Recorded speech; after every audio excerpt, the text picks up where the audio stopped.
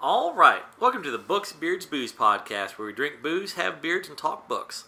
This is our weekly book battle episode, where we talk about what we're reading and writing currently, as well as a debate topic. I am Bob of TalesbyBob. And I'm Derek from, well, here? Fair. This week's debate topic is, who is the best comic creator currently active? Which I feel is going to be an intense conversation. And it's going to degenerate into us just talking about comics. Yeah. All right, starting us off, Derek. Yeah. What you been reading? Name of the Wind. Oh, that's right, yeah, you're doing a reread of that. Bajillionth time, and I'm so okay with it. Yeah. I'm actually doing a reread right now. When we went to Vegas, we went to that mob museum, and I just got like a real hankering. Godfather? No, because The Godfather, they wanted way too much for the Kindle version of it. I actually do have a print version of The Godfather. You just didn't have it when you wanted to start reading it. Right, and but they had The Last Dawn, which is another one of his, for pretty cheap. So I picked it up, and wow, it's... But you had read it before. Yeah, it's your reread, but it's been a long time, and like... It's real expository. Like, real expository. Not sure how I feel about that. You don't notice that stuff until you know what you're looking at. Yeah, so... but it'll be a pretty quick read, and I'm debating on diving into this N.K. Jemisin book I got. If you aren't keeping your finger on the pulse of Reddit, I've recently learned that people very commonly will post up like, oh, hey guys, quick, look over here. This book is on sale. For cheap. I just got Liza Locklamora for $1.99 on Kindle. Such a great book. Yeah. So that got me super hype. And I've been wanting to read N.K. Jemisin. I got this N.K. Jemisin book for like 99 cents. I've been getting some good shit on there by keeping an eye on what deals they got or what deals people are finding. Also, if you're not signed up to Tor, I just like their website. Great website. You sign up there, you can get a free ebook every month apparently, and this month's is V.E. Schwab's The Something of Magic, or what? It's the first in that series that I've been wanting to read, so that's pretty. As long as they give me the first in the series, I hate it when they would give out free books that weren't first in the series. Like, dude, what's even the point? You know, what's even the point? I don't know. What are you writing? I asked, already knowing the answer. I'm working on an old idea that I'm adding with the most recent character development writing thing that I did. So I'm working on that. After we're done here, an in-depth outline, and then, well, I mean, I've already started writing it, but yeah. Which also, when I saw a girl in our writing group came by my tiny free library and talked for a bit. She said that what she's bringing into our writing group today is all about outlining. She has trouble outlining. Like, well, that's great. Like, me and Derek have been doing a ton of outlining, so. Yeah, I was going to say, once we're done with this, just head up there and I'll sit around and work until that's time cool. Yeah, every month we do a writing group, which if you're not a part of, you should start your own. Like, if you're not a part of our writing group, good. Go do something far away from us. Yeah, ours. I don't know. Ours is an eclectic group, and we've kind of got our rhythm going. We kind of got a thing. Like, I'm not opposed to new people, but I don't know. New people. We've been burned before. New people don't tend to stick around. We got a lot of people that come once and never come again. All right. So weirdly, not super weirdly, but this week, I finished Blightborn last week, and I'm doing editing and stuff like that, but I don't like to only edit.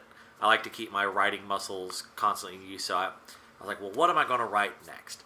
And I had a ton of ideas, and what I ended up deciding to do was to work on a Howard Marsh novel.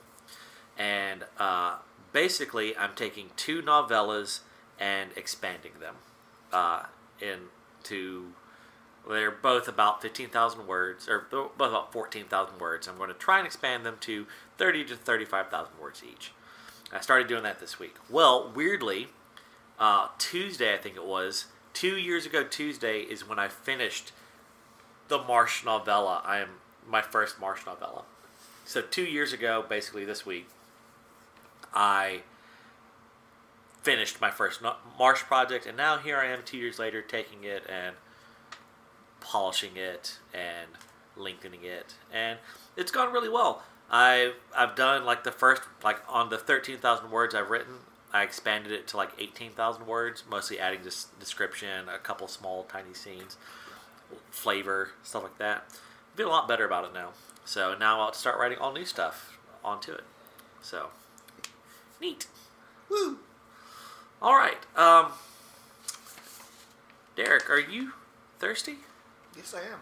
Why not crack open a case of Bugman's XXXXXX or the infamous Troll Brew? Both are some of the finest ales ever crafted in the old world.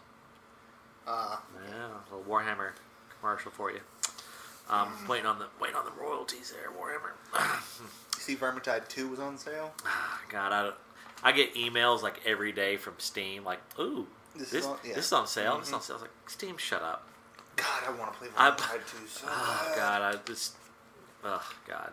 I finally got my buddy. Side note: finally got my buddy Chris to buy the first Vermintide, and he was like, "Why aren't we buying the second?" I was like, "Well, because this." It's cheap. Because I already have it, and I'm broke as all hell right now. Yeah. Now I've been paid, and if it's still on sale, I'm like, why don't we get that? And then he's going to yell at me. Probably. All right, so let's dive into our book battle this week. So again, reiterating, the question is, who is the best comic creator currently active? And I'm sure I'm going to catch flack for this because normally we sit down and kind of discuss what the question is going to be. But I basically came up with this and set it on Derek's desk and strolled. And so he normally has some critiquing of my question asking, so I feel like he's... Well, let's just get to that first. Yeah, let's go ahead. What do you mean by best? Do you mean favorite or do you mean most successful? I'm assuming you mean favorite because that's the only way this makes sense. Yeah. Really, I was going to be like, who's doing the best job? Of creating cool shit now. Kinda. It's kind of how I was viewing it, but that's going to be subjective. Like who's it basically boils down to who's your favorite, really. Yeah, that's why I thought when you said not really, and then you said the same thing. I was and when you say comics creator, I assume you mean writer? Yes, writer. Yeah. Yeah, but who's the best writer? And kind of the subtle implication there was like doing shit outside of Marvel, DC superhero stuff for the most part, like because you're not really creating. I mean, you're creating new storylines, but you're not creating new IPs if you're just doing the next run of Wolverine. But I didn't say that, so if you've got the guy who's doing the new Wolverine on there, that's fine. I don't care. Most of the ones that I chose do. No. So I have 4 people on my list. I have my who's my number one, but I have my 3 runners up. How many do you have on your list? Oh, it's gonna be a minute. Okay. I mean, I'm gonna start naming names. Well, so do you have your absolute favorite? I have the one that I'm gonna pick. Okay. Even though I need to let's do put those a disclaimer on it, and then we can dive into the rest of ours. So my number one is Jonathan Hickman, and my argument for that is he got on my radar with a comic from you, the Manhattan Projects. Yeah. Which was good. I never finished it, but it was solid. I stopped buying it. Solid. Yeah, you stopped buying it. Solid fucking shit. East of West, which my argument is it's better Saga. It's just not as known, but it's got a similar-ish kind of vibe. But to me, it's the better. Like Saga is, of course, spanning the multiverse, yada yada yada. And this just spans Earth, but it's got that blending of technology and magic and yada yada. There's an argument you could make that the art on Saga gives it a different element that would put a shit over the top, but I don't think I'll make that argument. Yeah. And then my final is Black Monday Murders, which in my opinion, and this is very subjective, it's the best comic being made right now.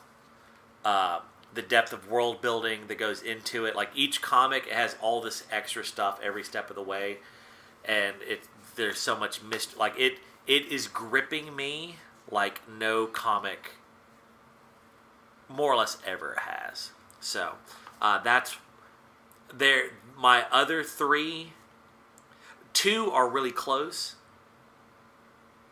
One is kind of close, but Jonathan Hickman, basically, if he hadn't done Black Monday Murders, he'd have been in the pack. But Black Monday Murders is what gets him over the hump to the number one spot for me. Who's your? Okay, so before I say this, I will say that all the people that I talk about, I will in no way, shape, or form condone their actions online or offline, and and do not agree with any of them necessarily politically. Okay. Okay, so now, that said, I think Is Donald Trump a comic creator? My favorite is probably Mark Waid. I don't know who that is. Irredeemable, Incorruptible. Oh yeah. Insufferable. He did the Daredevil with Chris Samnee that I love so much. He did another work with Chris Samnee, The Rocketeer, Cargo of Doom, which I love Rocketeer. Yeah. And basically, he doesn't get the love he needs. You do anything with Chris Samnee, and I'll read it.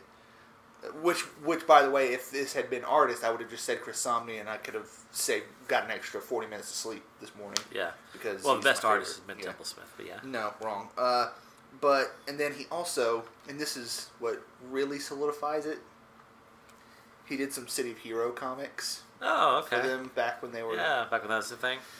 And that has such a special place in my heart. Yeah. I would never not say that, but yeah. Okay. So, between those, and he's done some other... Is any of the Irredeemable, is any of that still ongoing, or has it all no, it's all done. It's all done. Completed, yeah. I need to go back. Those are the only good superhero comics, in my opinion. Well, you're not wrong, the only, but like... Because I'll mention some more later. More or less the only good superhero comics. You're super wrong. But no, and then his Insufferable, he has a website where he does like a page every other day or something like that. Huh. Because like Insufferable is basically an irredeemable thing where superheroes where like the dad raised the kid to be a superhero. For those who don't know, like Irredeemable and all those, they're superhero comics where the superheroes can actually die and they don't just arbitrarily get brought back to life in the next time a new writer comes on the scene, which makes them far superior to pretty much any other. Depends what you want. Depends on any other. Yeah, depends what you want. But Insufferable is in that same vein. Okay. It's, I'll have to check that out. Next on my list, this guy is. I'm going to say my number 2. Jason Aaron. Jason Aaron's on mine too. Yeah, I've read 3 of his things. Scalped, amazing. It's about a undercover FBI agent on a Indian reservation. It's Thunderheart, but better. Well, I don't think he was undercover in Thunderheart, but anyway, Southern Bastards, which is arguably the second best ongoing comic out there right now, in my opinion. I don't know, it and East and West are kind of neck and neck for me. And then he did another one called The Goddamned, which is I haven't read it. I've got it. That it is. I don't like the art, while simultaneously thinking it's the perfect art for that comic. Do you know who it no, it's very grimy, gritty. But it's similar to Scalped, kind. No, it's I can't really. I'll look it up. Yeah, later. But yeah, so he gets my 2 spot, just because Southern Bastards is so fucking good. Scalped is so good. The Goddamned is interesting. It's it follows Cain going around, and he runs into Noah basically, but Noah's completely different from how he's portrayed in the Bible. Yeah. And it's gritty and grimy and Jason, bloody Aaron, and yeah. So it's good though. Yeah, I don't really have a second. Everyone else place. is kind of equal. Well, I wasn't even sure. I was 100% sure I was going to pick Mark Waid. Yeah. But because now we get into the thing was like, do I pick something that has the thing that I like the most, or the person that has done multiple things that I like? Yeah. Because if it's just the person that I like the most, I think Mark Waid wouldn't even have won, and the winner probably would have been Warren Ellis. Oh man, I forgot about Warren Ellis. Because Warren Ellis did Planetary, and that's probably like he also did is doing Trees, which is real good. But I didn't put him on there, so I think if I had to say a second place, it would probably be Robert Kirkman. I don't know how active he is, because I assume he's the one that still writes with The Walking Dead, but I don't know because I didn't have time to look it up. But I know he finished Invincible, so I want to finish that up. It's 144 issues, which is another superhero story that's really good that Bob is just dumb about. I liked that. But you haven't. I've read some of it. Oh, okay. Well, anyways, I like that. Well, you didn't get to the good part though. That's quick timeout for spoilers. Cue back in 30 seconds. That's the one where the kid finds out like his dad is the big bad guy, right? Yeah. Yeah. His dad like kills like basically the Avengers. Yeah, it's super cool afterwards because then he has to like take over his dad's spot, and then eventually. Yeah, but that happens like in the first trade. Yeah, but I mean. Yeah. Shit. I've read the first trade is where it gets. Anyways, I've got like a lot of it. All right. Anyways. Spoilers done. But yeah, I mean, Robert Kirkman's really good, and he's. Oh, he also did. What is it? Grizzly Shark and Sea Bear, or Sea Bear versus Grizzly Shark. I forget which it is. Nice. I forget which way it works. Yeah. But it's just a bunch of ridiculous fun. Yeah. So. Okay. Next on my list, I'm going to put him in my 3 spot. Rick Remender. That's who's mine. Next one too. And Remender. Yeah. Okay. And I would have put him at number 1 because A, he doesn't waste his time doing this crap ass Marvel DC bullshit. All his stuff is like basically creator owned. Like what did he do? Uncanny X-Force. Oh, did he? He did like one art. No, like he was on the architects list a couple years back. It's like if you look up like their Wikipedia pages, like everyone's thing is like 87 things. His like bullshit DC Marvel thing is like 2 entries or something like that. His Marvel thing is just because he was on things for a long time. But like he was heavy 90% of his stuff is like indie awesomeness. Low, I have the first 3 trades of that. Tokyo Ghost, I have all of that. 7 to Eternity, I have the 2 trades of it that are out. Deadly Class, I just picked up the first trade of that. Fear Agent, you've got all of it. And 2 glorious omnibuses. Yeah. Oh. And Black Science, I've got the first trade of that.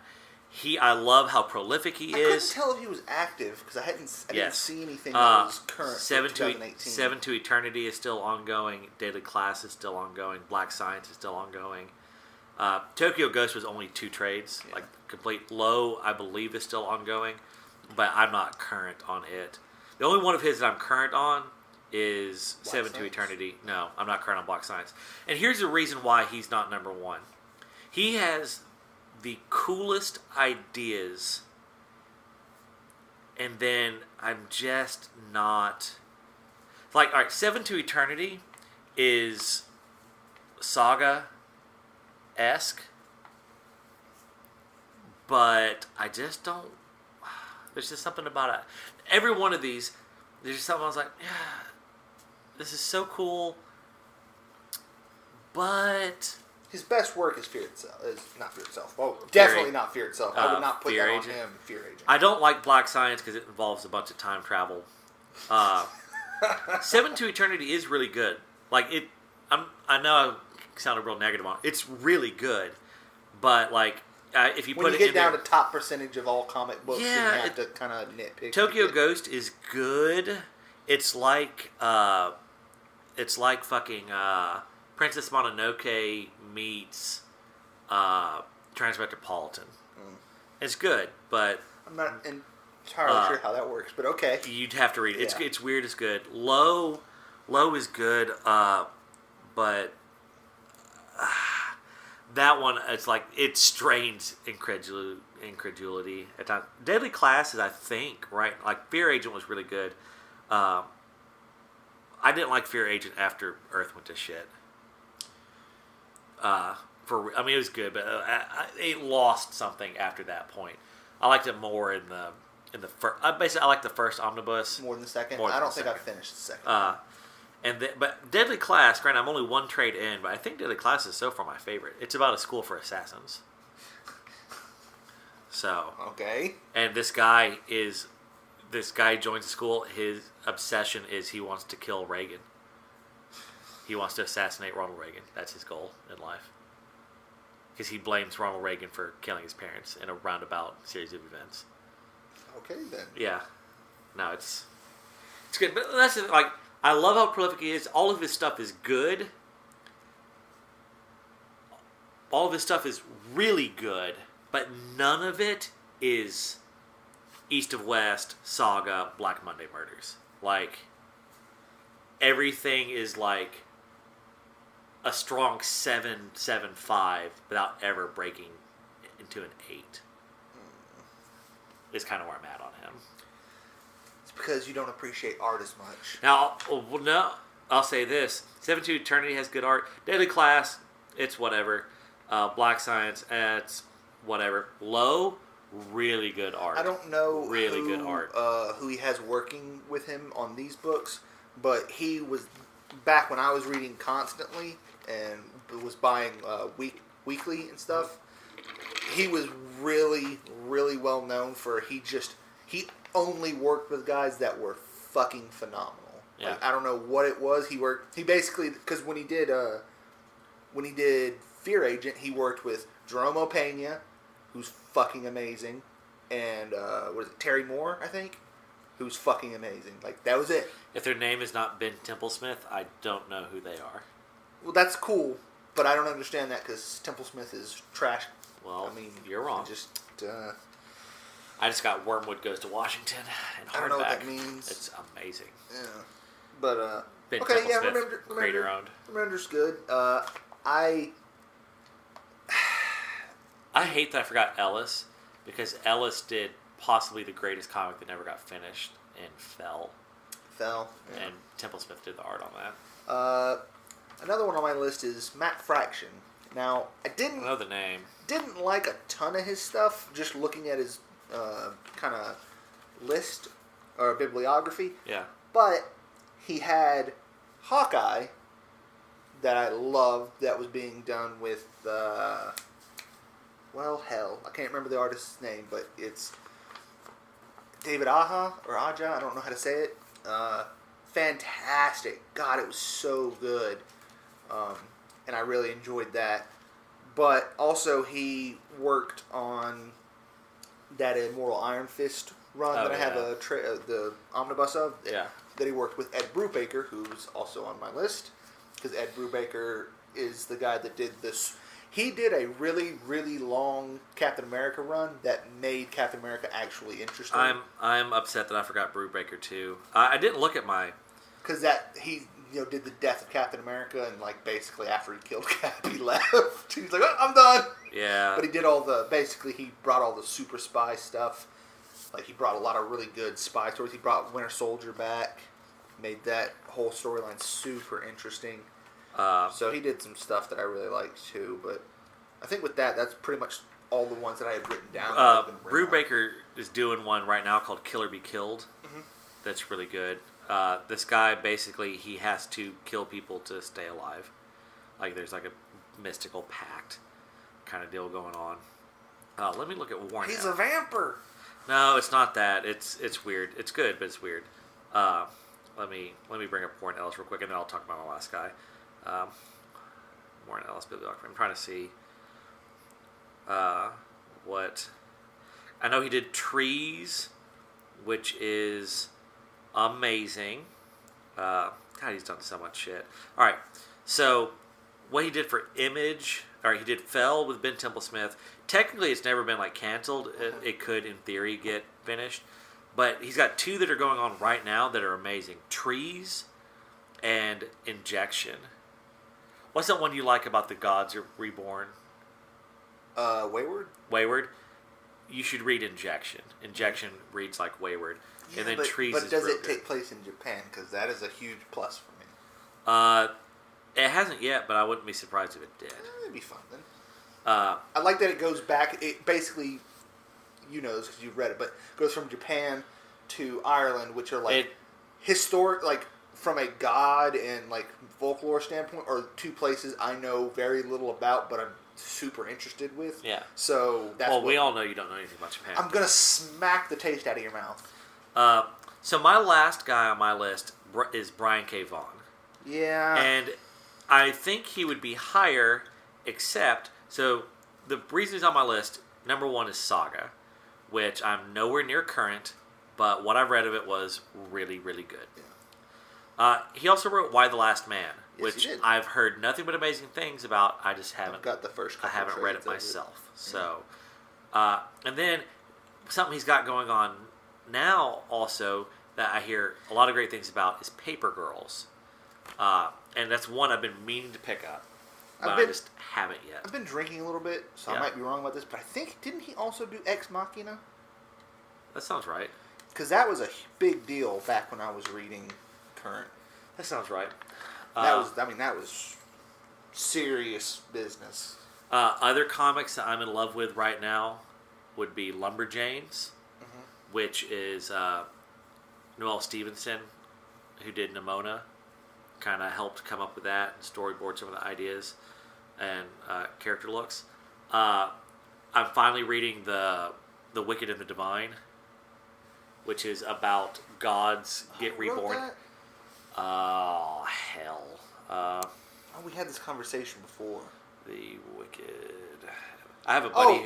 It's McKelvey and Guillen.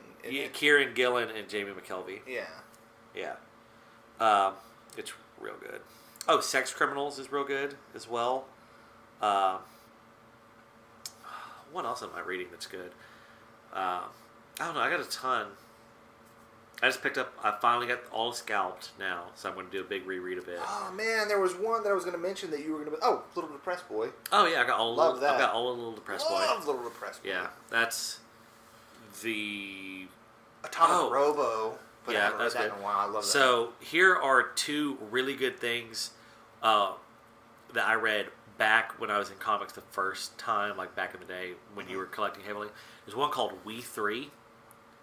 It's that sounds familiar. So sad. So good, but so sad. It's about these 3 animals that have been like turned into weapons, like a dog, a rabbit, and a cat, and they escape, and shit happens. It's like Watership Down, like a cyberpunk Watership Down kind of.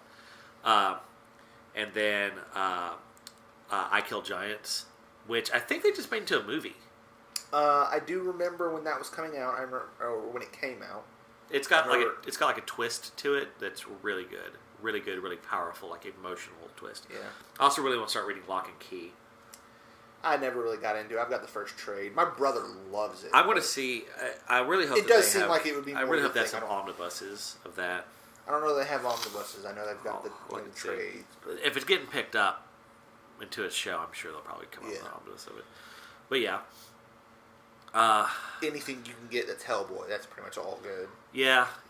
Love me some Hellboy. I'm going to get all of it at some point. God, I need to read more. Oh, actually, Remainder. Was it Remainder? Who did it? Or I think it was. He just came out with one called Winnebago Graveyard. Or no, that was Stephen Niles. Cause Stephen Niles. I looked to add him onto my list, but I ended up not because he did Criminal Macabre, but he did one called Winnebago Graveyard, and I picked up. Oh fuck yeah, I love Steve Niles, and I picked that up. It was at Books A Million, and it was trash. It was arguably the worst comic I've. Oh right, read. I should have mentioned this before, but when you mentioned Jason Aaron, I know you're not a comic book guy. Yeah. You don't like superhero stuff, but some of his Marvel work has been really good. He did a run on Wolverine that was nuts. Was really good. Yeah. Really fucked up. Because, I mean, you know the style of stories he writes. Imagine him getting a hold of Wolverine. It could be some really good stuff. And then he did, really mixed up his style and did Wolverine and the X-Men, and that was some of the funniest fucking... Yeah. It was really good, but it was really funny, too. And then he did a run on Thor that I really liked, which I just bought. I had the original issues when they were coming out, but I started buying the trades again, just because I wanted it. It's the one that starts off with the God Butcher, if you remember that. Yeah. That was pretty cool. But yeah, Jason Aaron's really good. Yeah. And he's from Alabama. Yeah. I think so is Mark Waid, which makes... Anyways. So, we actually have some reader responses. We have some contact. So, I'm trying to find... Okay. So, Superfan Tanya hit us up about last week's Short Read Tall Glass. The Neil Gaiman story, The Truth is a Cave of the Black Mountains. She said that we were both wrong, in her opinion. Which is ridiculous, because we're... She said, it's not obvious that this story was set in Scotland, which I will begrudgingly concede. Nor was it super obvious that his dad was supernatural just because he came from the West, which I did take issue with, and in the comments, I explained it was more than just that one phrase. Derek, to you, she said, it's not automatically trash just because everything wasn't spelled out. No, it's not, but that sure didn't help me make it go from trash to not trash. And she said, this was a good enough read. I didn't read it twice, but I almost never reread things. And then in the comments, I proceeded to set her straight. I like how he just says that, but in reality, it was just like, you're right, I'm so sorry. No. And then we also have a comment. This goes way back to our Week 6 book battle, which was, what book would you recommend to someone who's never read fantasy before? Mm-hmm. Our buddy Shay said that he would recommend A Spell for Chameleon by Piers Anthony. Which is the first fantasy book I ever read. It's jam-packed with fantasy tropes. It's standalone and has a relatable character who's seemingly non-magical in a magical world. By the end, even if the book isn't their cup of tea, they will inevitably consider what spell they would want as their own. So. Yeah, that was the first fantasy book I ever read. It's the only thing I read and actually made it all the way through before I started reading Raymond E. Feist. Nice. I like how many puns the Xanth series has, but I wanted to read the next Xanth book and I couldn't get into it. Yeah. So I read like 8 or 9, and then I was done. My brother had like all of those fucking things. Yeah. Yeah, that was fun. I like comics. You like comics? I like comics a lot. I like people contacting us. Yeah. That's cool. People, please let us know. Contact us. Talk to us. But yeah, I guess in summary, I would ask as your week goes along that you would go forth and grow a great beard.